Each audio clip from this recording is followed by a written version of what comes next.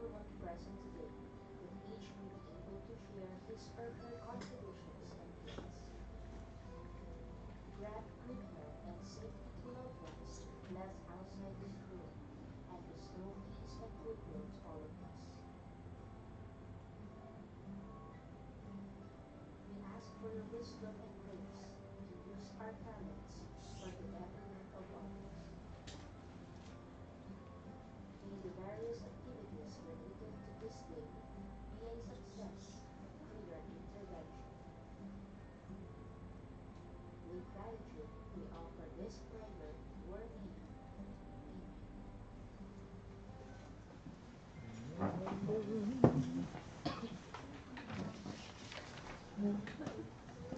They request the back secretariat to conduct the attendance and record to determine if we have a quorum. Good afternoon po. For today's private conference of Civil Works for contract ID 26FN0035 to 26FN0043, we have the following attendees. Back Chairperson, Engineer Arman Bareta. Present. Regular back members, Engineer Joanna Manao. Present. Ma'am Maria Corazon Grupa. Present. Engineer Sheila Marie Piceno. Present. Engineer Nalbert Alvarez for provisional back member. For end user representative, Engineer Jeffrey Olitikit. TWG Head, Engineer Diana Rose Gonzalez. TWG members, Engineer Mark Anthony Bayos, Engineer Rejan Remoroso, Engineer Valen Francis Villarreal, and Engineer Marie Ivy Saliva. For back secretariat, we have back secretariat head, Engineer Maria Chini Legacion, Ma'am Dolores Casiao, Maria Cleta Cope, present, Engineer Mecca Ellen Lincero, and Engineer Froilan Herno. That's all po. As per attendance, we have a quorum, so this pre-bid conference now to order at 2:15 p.m. We are gathered this afternoon at Procurement Office, DPWH Camarines Sur 53 Engineer Office, for the pre-bid conference of contract IDs 26FN0035 to 26FN0043.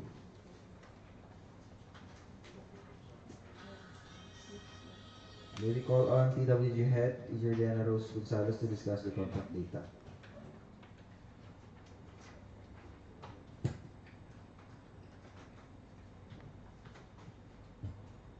Good afternoon.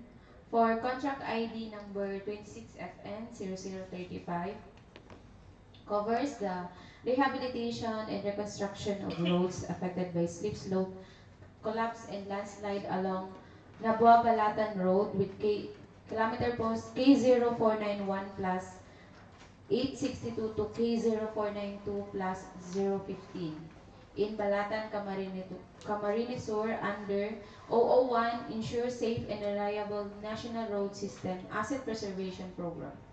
The project has an approved budget for the contract or ABC of 29,345,120, funded under the 2026 with a contract duration of 212 calendar days. The project is classified under small b, and the cost of bidding documents is 25,000. For contract ID 26FN0036 involves the rehabilitation and reconstruction of roads affected by slope, collapse, and landslides along Nabua-Balatan Road with kilometer post of K0490 plus 852 to K0490 plus 930 in Balatan, Camarines Sur under 001 Ensure Safe and Reliable National Road System Asset Preservation Program. The project has an approved budget for the contract of 93,624,300, funded under the 2026 with a contract duration of 290 calendar days. The project is classified under medium A, and the cost of the bidding documents is 50,000.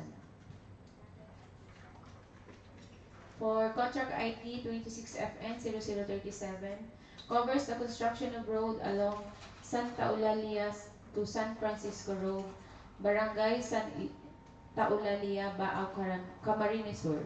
Station 6 plus 093 to Station 6 plus 478. Under Convergence and Special Support Program, CSSP, Basic Infrastructure Program, BIP, the project has an approved budget for the contract of 48,323,880, funded under GAA 2026 with a contract duration of 155 calendar days. The project is classified under medium A, rather, and cost of bidding documents is 25,000. For 26 FN 0038, involves the rehabilitation and reconstruction of roads affected by slip, slope, collapse, and landslides along Nabua-Balatan Road with kilometer post of K0490 plus 340 to K0490 plus 590 in Balatan, Camarines Sur. Under 001, ensure safe and reliable national road system asset preservation program. The project is an approved budget for the contract of 47,677,980, funded under GAA 2026 with a contract duration of 207 calendar days, 207 calendar days. The project is classified under medium A, and the cost of bidding documents is 25,000.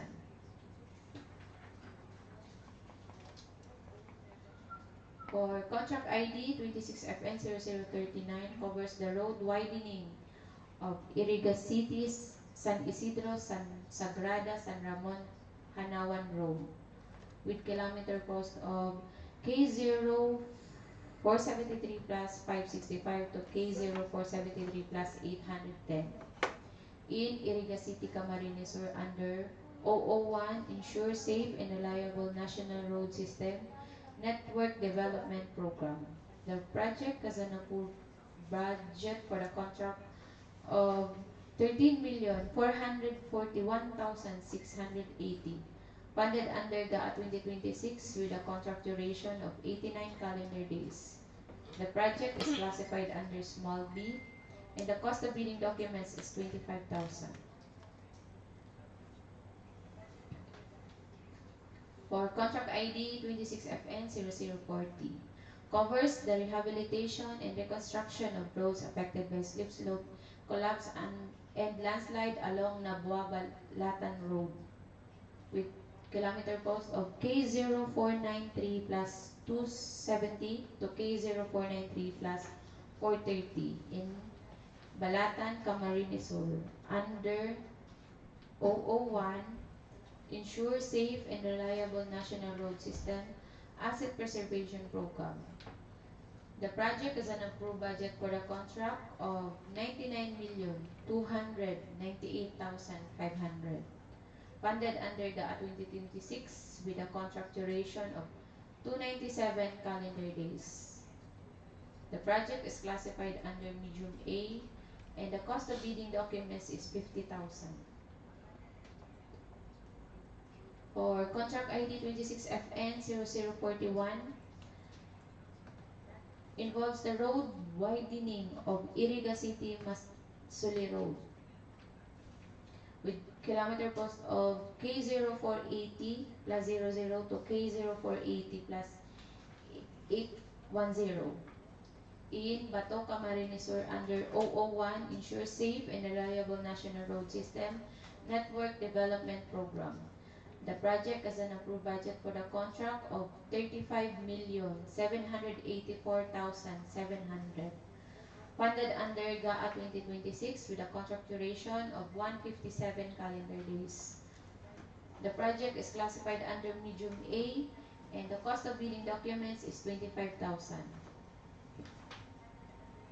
For contract ID 26FN0042, covers the construction of road from Barangay Guyudan to Payak, Bato, Camarines Sur. Station 3 plus 990 to Station 7 plus 110. Under Convergence and Special Support Program, sustainable infrastructure project alleviating gaps.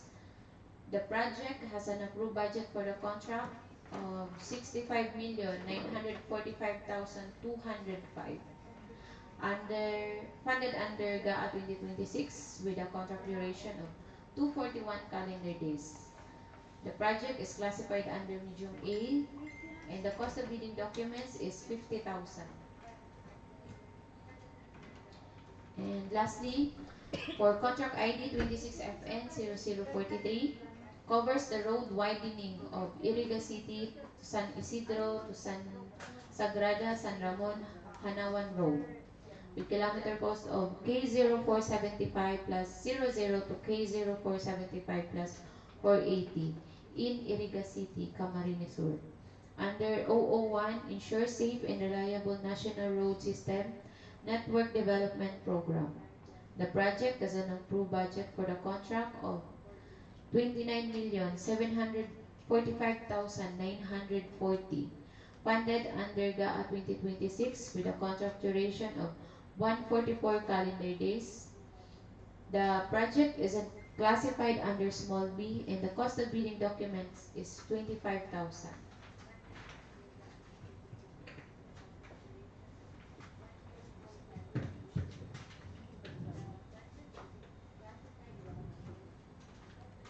To cover the requirements of bidding documents, may we request Engineer Lidokit to present the documents. For the special condition of contract for contract ID number 26FN0035 to 26FN0043. In case of semi-permanent structures such as buildings of types 1, 2, and 3 as classified under the National Building Code of the Philippines, concrete or asphalt roads, concrete river control, drainage, irrigation line canals, river landing, deep wells, rock causeway, pedestrian overpass, and other similar semi-permanent structures is 5 years. For the eligibility requirements for contract ID number 26FN0035, the scope of works are rehabilitation, reconstruction of roads with slips, slope collapse, and landslide tertiary roads. Major categories of work of the contract to be procured is RCSPS, roads construction slope protection using structural measure. Example, revetment, retaining structures, rock netting, concrete creep, shotcrete, MSA walls, gabions, riprap, masonry. Unit of measure is kilometers. Dimension is 0.153. Estimate for this major category of work is 29,345,120 pesos. Similar major categories of work are FCSPS, flood control construction slope protection using structural measure. Example, revetment, retaining structures, wire net. Number 1, FCBPS, flood control construction bank protection structure. And last, FCSP, flood control construction shore protection, FCSP. For contract ID number 26FN0036, the scope of works are rehabilitation, reconstruction of roads with slips, slope collapse, and landslide tertiary roads. Major categories of work of the contract to be procured is RCSPS, roads construction, slope protection using structural measures. Example, revetment, retaining structures, rock netting, concrete creep, shotcrete, MSA walls, gabions, riprap, masonry. Unit of measure is kilometers. Dimension is 0.078. Cost estimate for its major category of work is 93,624,300 pesos. Similar major categories of work are FCSPS, flood control construction protection using structural measure. Example, revetment, retaining structures, wire net. Another one, FCBPS, flood control construction bank protection structure, and FCSP, flood control construction shore protection. For contract ID number 26FN0037, the scope of works are construction of road. Major categories of work of the contract to be procured is RCP, roads construction PCCP. Unit of measure is kilometers. Dimension is 0.385. Cost estimate for its major category of work is 48,323,880 pesos. Similar major categories of work are RRP, Roads Rehabilitation PCCP, and RCTP, Roads Construction Tunnel PCCP. For contract ID number 26FN0038, the scope of works are rehabilitation, reconstruction of roads with slips, slope collapse, and landslide, tertiary roads. Major categories of work of the contract to be procured is RCSPS, roads construction, slope protection using structural measure, example, revetment, retaining structures, rock netting, concrete creep, shotcrete, MSA walls, gabions, riprap, masonry. The unit of measure is kilometers. Dimension is 0.25. Cost estimate for this major category of work is 47,677,980 pesos. Similar major categories of work are FCSPS, flood control construction, slope protection using structural measure, example, revetment, retaining structures, wire net. Another one, FCBPS, flood control construction, bank protection structure, and FCSP, flood control construction, shore protection. Another project, contract ID number 26FN0039. The scope of works are road widening, secondary roads. Major categories of work of the contract to be procured is RCP, roads construction PCCP. The unit of measure is kilometers. Dimension is 0.154. Cost estimate for this major category of work is 13,441,680 pesos. Similar major categories of work are RRP, roads rehabilitation PCCP, and RCTP, roads construction tunnel PCCP. For contract ID number 26FN0040, the scope of works are rehabilitation, reconstruction of roads with slips, slope collapse, and landslide, tertiary roads. Major categories of work of the contract to be procured is RCSPS, roads construction, slope protection using structural measure, example, revetment, retaining structures, rock netting, concrete creep, shotcrete, MSA walls, gabions, riprap, masonry. Unit of measure is kilometers. Dimension is 0.16. Cost estimate for its major category of work is 99,298,500 pesos. Similar categories of work are FCSPS, flood control, construction, slope protection using structural measures, example, revetment, retaining structures, wire net. Another, FCBPS, flood control construction, bank protection structure, and FCSP, flood control construction, shore protection. For contract ID number 26FN0041, the scope of works are road widening, secondary roads. Major categories of work of the contract to be procured is RCP, roads construction PCCP. Unit of measure is kilometers. Dimension is 0.81. Cost estimate for this major category of work is 35,784,700 pesos. Similar major categories of work are RRP, roads rehabilitation PCCP, and RCTP, roads construction tunnel PCCP. For contract ID number 26FN0042, the scope of works are construction of road. Major categories of work of the contract to be procured is RCSPS, road construction,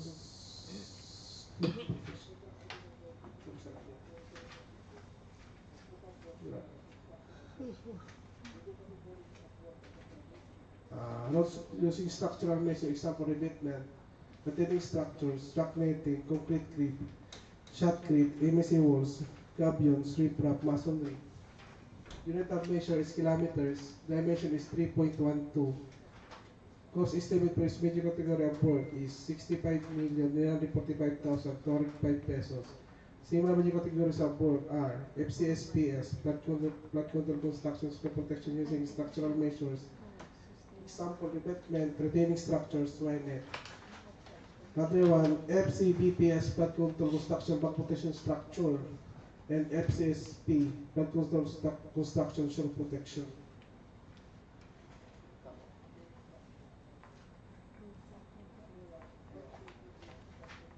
Another one is, lastly, for contract ID number 26FN0043, the scope of works are road widening, secondary roads. Major categories of work of the contract to be procured is RCP, roads construction PCCP. Unit of measure is kilometers. Dimension is 0.48. Cost estimate for its major category of work is 29,745,940 pesos. Similar major categories of work are RRP, Roads Rehabilitation PCP, and RCTP, Roads Construction Tunnel PCP. That's all. Thank you. We now come to the data sheet of the contracts. Technical working group may now proceed with the discussions.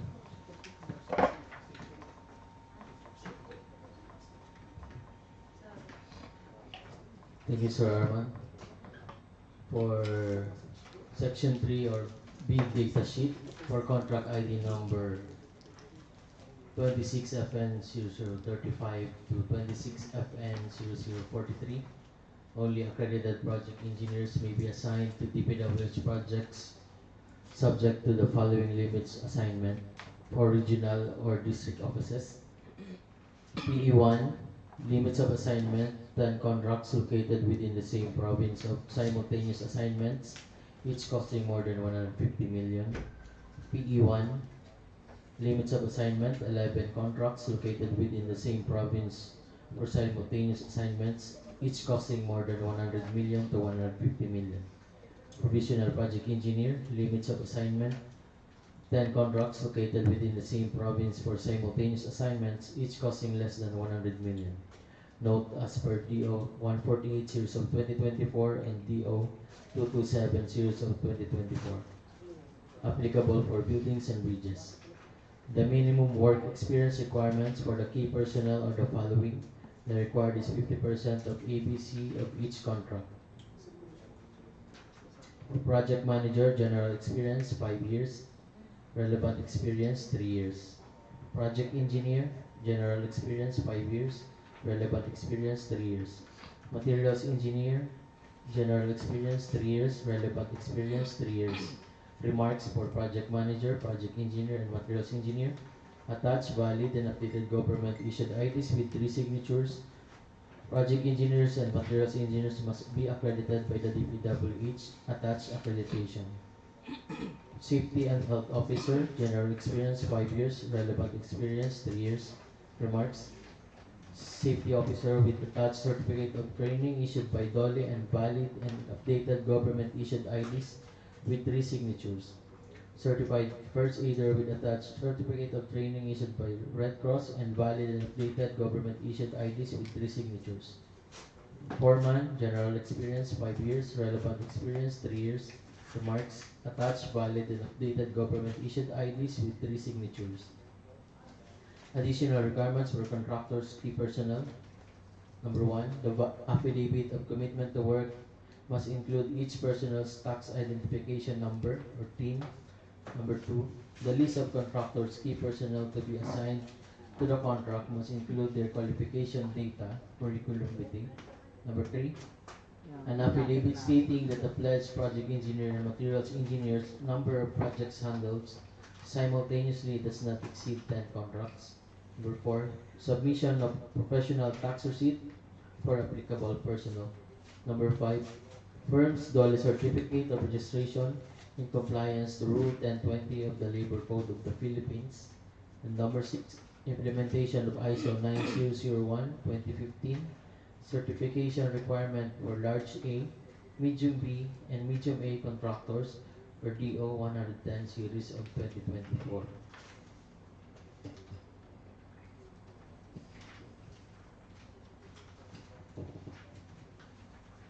For the minimum major equipment required for contract IDs 26FN0035 to 26FN0043, respective bidders may view it on the bid data sheet clause 12.1 of each bidding documents posted in the DPWH and PhilJEP's website.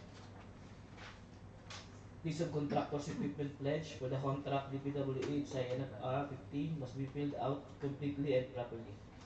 Submitted proof of ownership must specify and indicate the model, year, capacity, performance, size, plate number, motor number, body number, chassis serial number, and engine serial number, specific location and condition per Department Order 58 of 2012. The contractor is required to provide proof of ownership and the other supporting documents for equipment owned, lease agreement for equipment to be leased, and under purchase agreement. Must also submit certificate of availability of equipment from the equipment lessor or vendor for the duration of the project.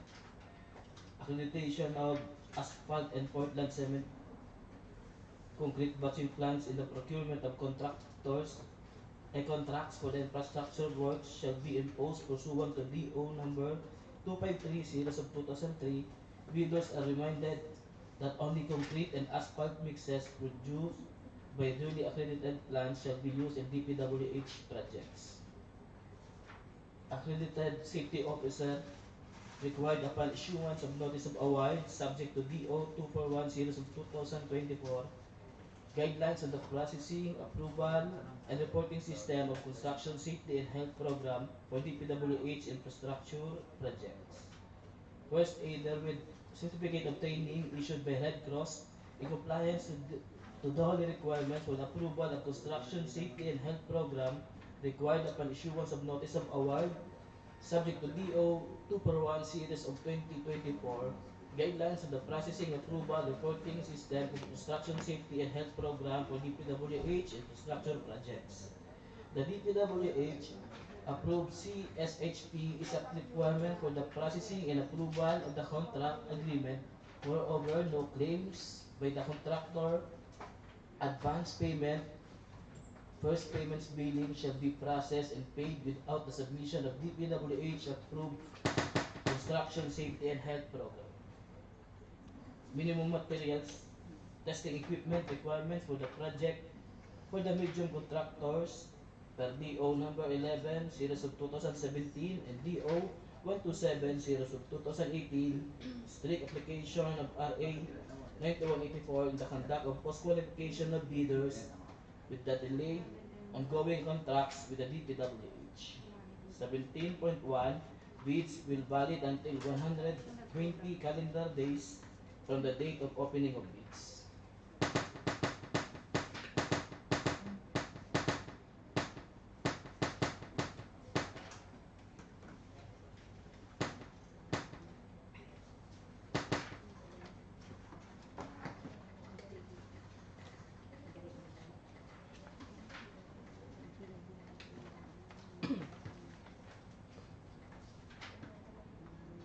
Continue the discussion with the documents to be submitted by the bidders. Criteria and procedure for eligibility check, preliminary examination of bids, detailed evaluation of bids, and post-qualification and award. For documents to be submitted by bidders, for technical checklists, for Class A documents, legal documents, valid field jobs registration certificate, platinum membership, all pages. Bidders should make sure that Annex A of field job certificate must reflect updated dates. And for technical documents, statement of the prospective bidder of all its ongoing government and private contracts, including contracts awarded but not yet started, if any.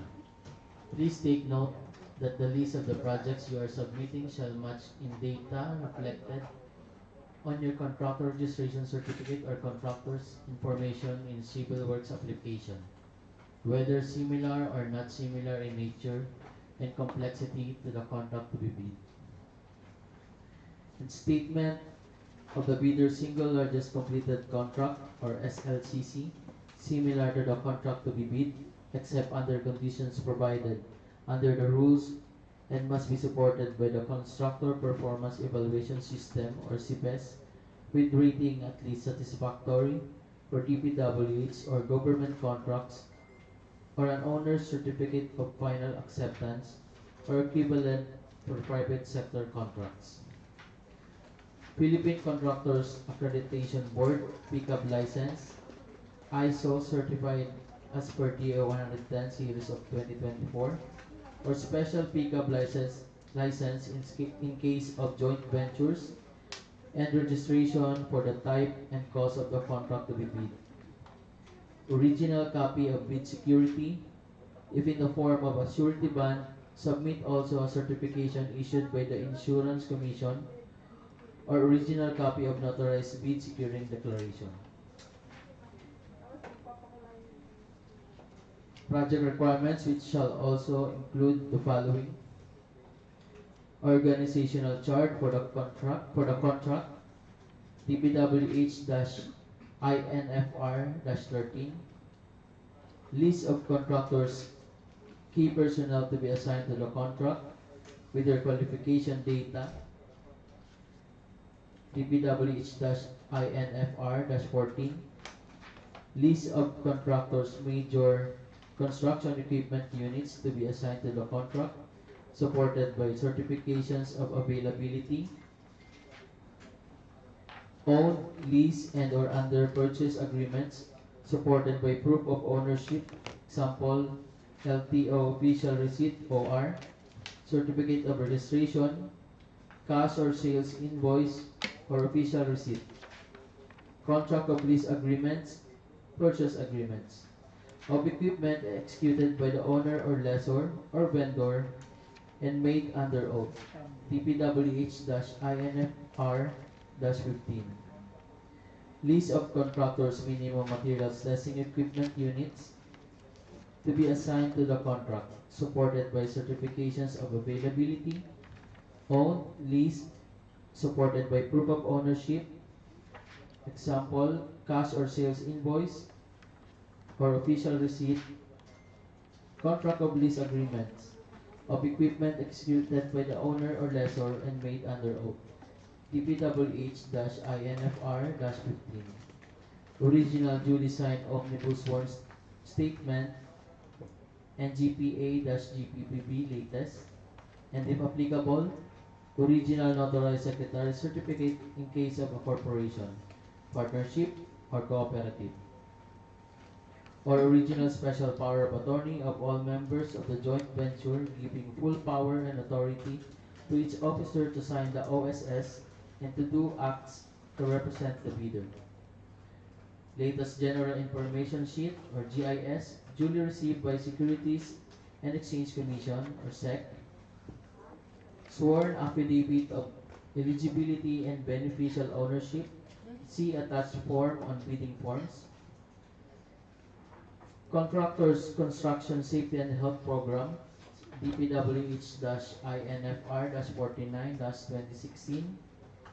If applicable, straight line diagram per DEO 246 series of 2024, annexes A-3 and B-5A to D.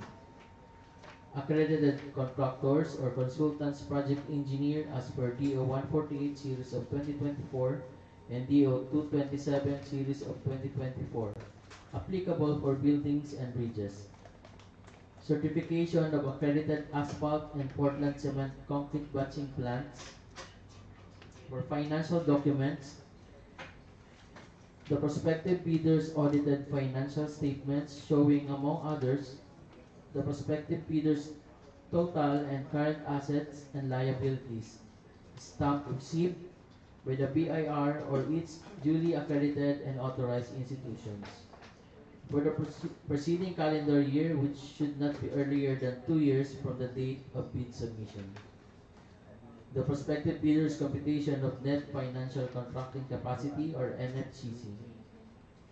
For Class B documents, if applicable, duly signed joint venture agreement in accordance with RA number 4566 and its IRR in case the joint venture is already in existence, or duly notarized statements from all the potential joint venture partners stating that they will enter into and abide by the provisions of the JPA in the instance that the bid is successful.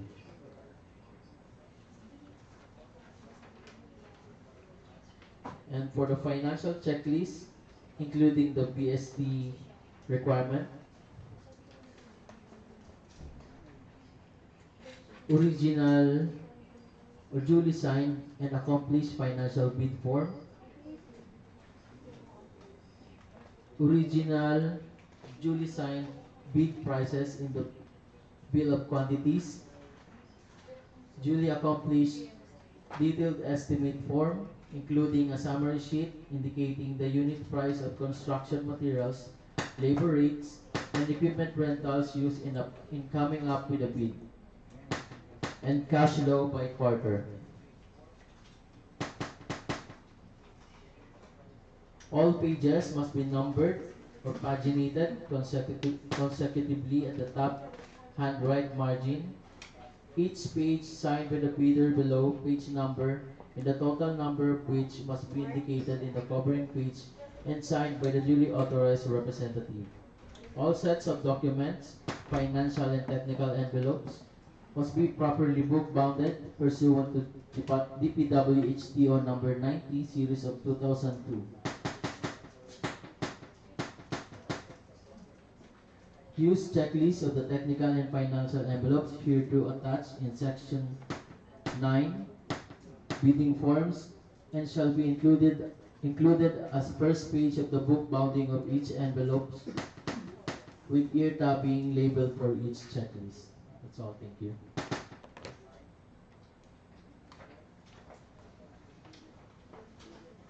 For criteria and procedure for eligibility check, preliminary examination of bids, detailed evaluation of bids, post-qualification and award. Bidders should have completed within 10 years from the date of submission and receipt of bids a contract similar to the project. The description of an eligible bidder is contained in the bidding documents, particularly in section 2 of the ITB.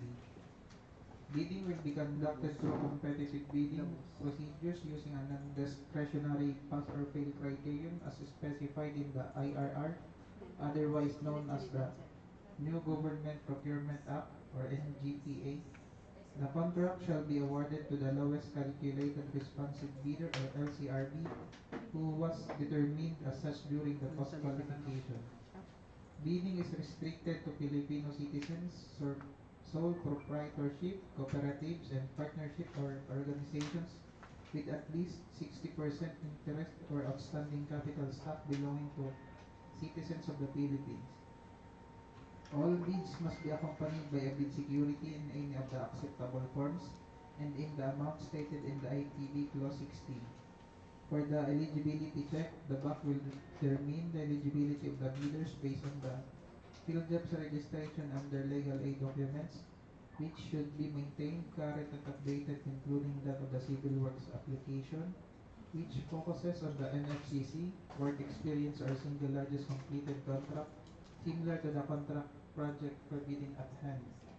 BAC will ascertain based on the checklist of the required documents to be submitted using pass or fail criterion during the preliminary and detailed bid evaluation.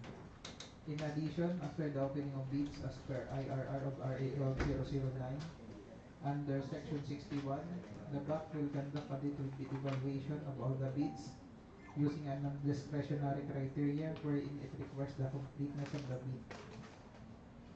For the post-qualification, the bidders were advised to read Department Order Number 127, Series of 2018, and other issuances relative to this matter, since the BAC will be very keen and strict on the conduct of post-qualification process, considering that the concerned officials or employees, including the concerned BAC members, will be liable to the administrative penalties if this directive will not be followed.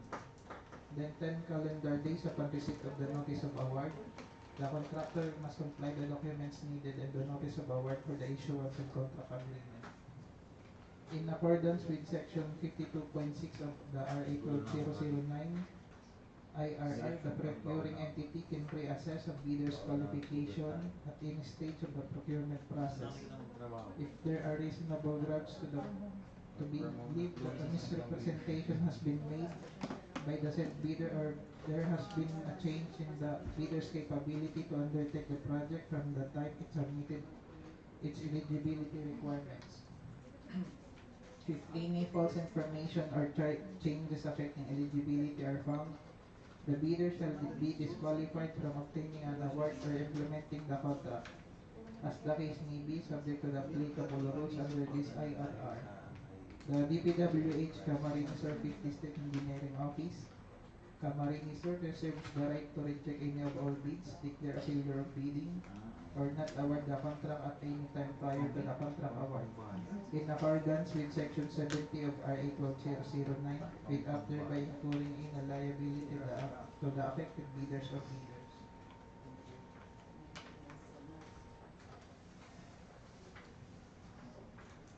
Additional reminders.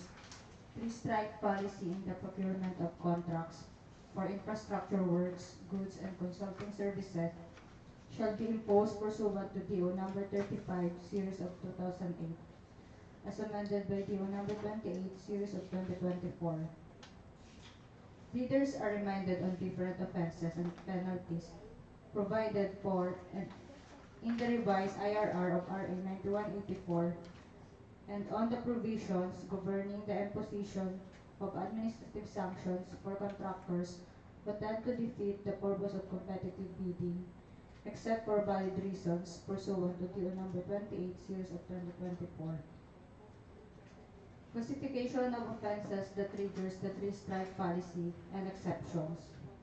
Number 1, withdrawal from the bidding process, submission of non-participation letter, or failure to submit a bid after purchasing the bid documents. Number 2, submission of late bids without valid reasons as determined by the Baao. Number 3, submission of patently insufficient bid. For the enforcement and penalties, if a bidder commits any of the 3 major offenses or acts listed above 3 times within a year, starting from the approval date of resolution, recommending the imposition of strike 1 or first warning, which is counted as day 1 through day 365, and if these 3 offenses are of similar or identical nature, it will trigger the enforcement of the stipulated administrative penalty. Suspension from participating in all DPWH procurement activities and entering into contract with any DPWH procuring entity.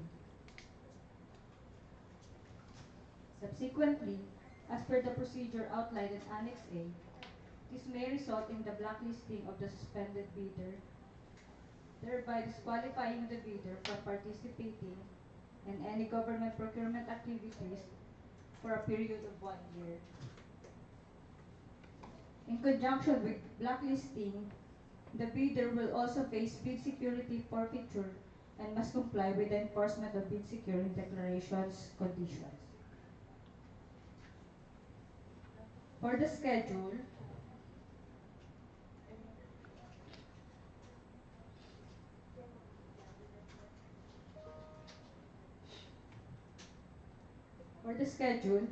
a complete set of bidding documents may be acquired by interested bidders on July 15, 2026 to August 4, 2026 until 9 a.m. only, from the address given below in the invitation to bid, and upon payment of the applicable fee for the bidding documents pursuant to the latest guidelines issued by the GPPB in the amount stated also in the invitation to bid. It may also be downloaded free of charge from the website of the Philippine Government Electronic Procurement System, or PhilGEPS, and the website of the procuring entity, provided that bidders shall pay the applicable fee for the bidding documents not later than the submission of their bids. Bids must be duly received by the Bid and Awards Committee, Secretariat, through manual submission at the address indicated below, or online or electronic submission through Camarines Sur 5 at dpwh.gov.ph, as indicated below, on or before August 4, 2026 until 10 a.m. only. Late bids shall not be accepted. Bid opening shall be on August 4, 2026, 10 a.m. at DPWH Camarines Sur 5th DEO, Santa Teresita, Baao, Camarines Sur, and or live streaming via YouTube channel m.youtube.com/@dpwh.camarinesur5DEO. Bids will be opened in the presence of bidders, representatives who choose to attend the activity. Interested bidders may obtain further information from DPWH Camarines Sur 50 District Engineering Office, Santa Teresita, Baao, Camarines Sur, and, and inspect the bidding documents at the address given below in the invitation to bid from 8 a.m. to 5 p.m. That's all. Is there any?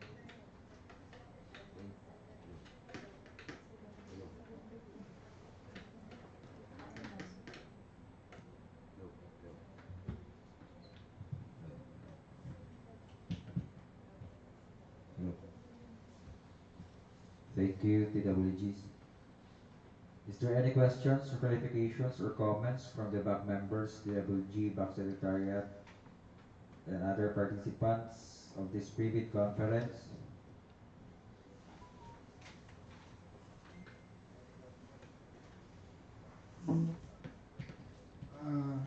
Clarification for the contract profile for eligibility processing for contract ID number 26FN0042. The scope of works are construction abroad. The major categories of work of the contract to be procured is RCP, roads construction, PCP.